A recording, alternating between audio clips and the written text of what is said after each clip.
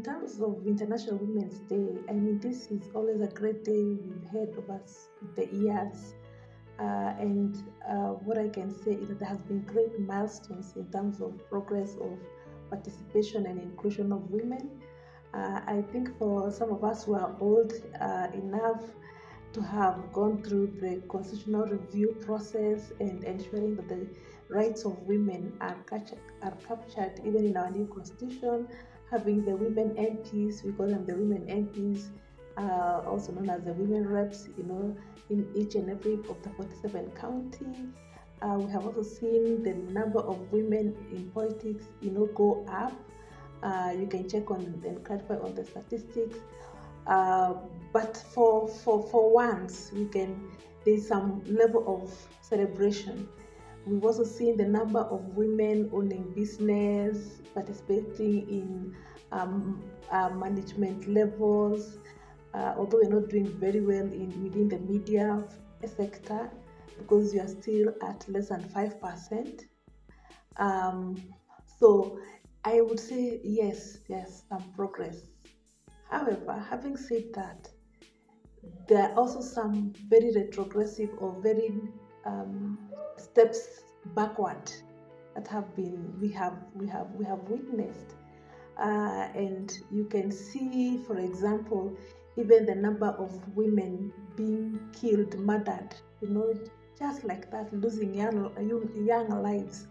And we can also see the number of women who are also, really who can access loans, who can access, who own property. It's still dismal. So, and I'm just highlighting very few areas. So what that means is that we cannot afford to be comfortable.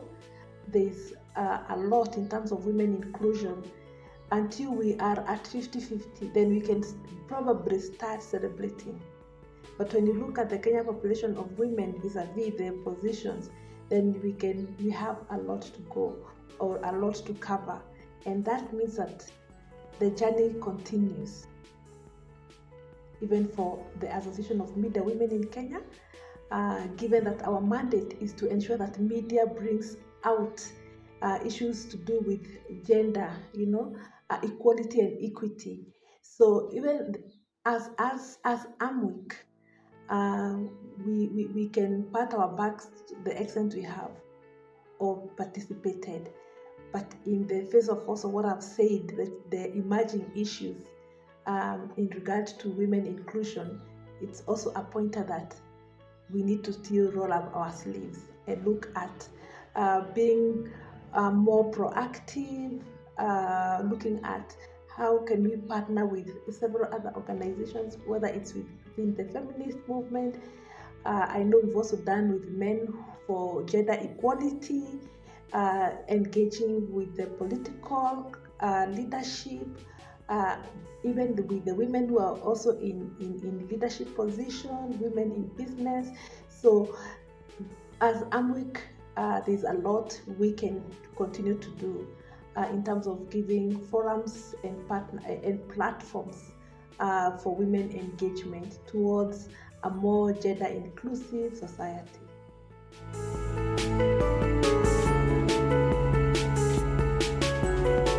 Yes, one of the many things that AMWIK has done is to partner with several organizations, be it Katiba Institute, be it even within the media fraternity, the media houses. Like specifically with the media houses, is to ensure that the theme comes out strongly around this day, and that they give space on print and broadcast to have also, special women issues highlighted and have women guests. AMWIK has been really pivotal in supporting the media and the women to mobilize them and have their presence for interviews and the like. Secondly, I would say that the initiatives at times are not just one-off towards an event. We need to look at the AMWIK's contribution over the years, over the years. And one of the areas that we are very strong at is focusing on the women journalists, ensuring that within the media industry where we belong first, our women professionals within the media sector are included. They are treated well. That's why we have campaigns on sexual harassment and even capacity building and ensuring that more ladies join courses at the university level so that they can do well even at managerial level. Their capacities are built even as professionals and even in management. We've also worked with women in politics a lot. Kewopa, even at county government level. I know recently there was an engagement with even COG, the Council of Governors. We had an engagement with women from Kirinyaga County as AMWIK. And the aspect of supporting journalists to report on gender issues has been very prominent in our programming. So in a snapshot, I could say a lot, but that's what we have done as AMWIK.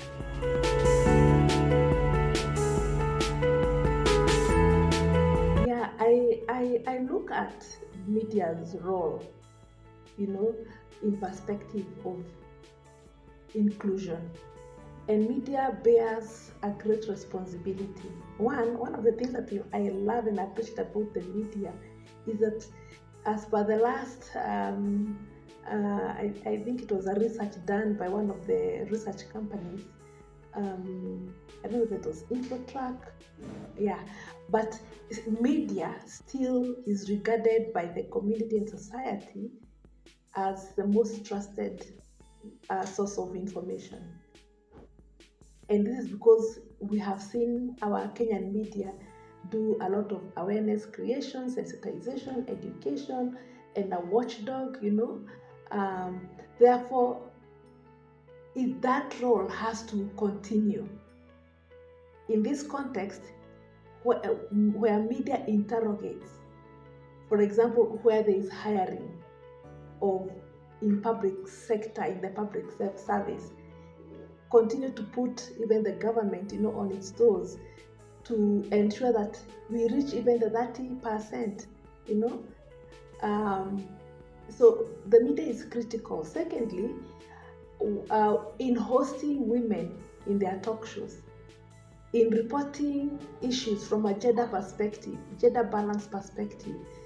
And gender balance perspective meaning looking at whether data that they have in terms of how many women are affected by that social, political, economic issue vis-a-vis how many men, disaggregating the data further, how many youth again, men, women, vulnerable women, vulnerable men. So because I like to also go ahead and say, look, gender is both men and women, and therefore the media must appreciate in their reporting, in their other roles and functions of our media and duty to society.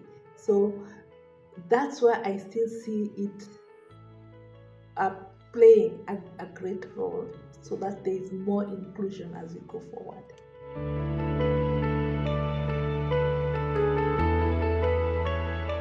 Media and inclusion. I think we need to appreciate the expansion of the media space, which now includes digital media and platform, that I would call also and ask for us as women to take advantage of. Not implying that we get limited space in the mainstream media, no, but as our other platforms where we can also raise our issues. And we have seen hashtags, my dress, my choice, and they have been impactful.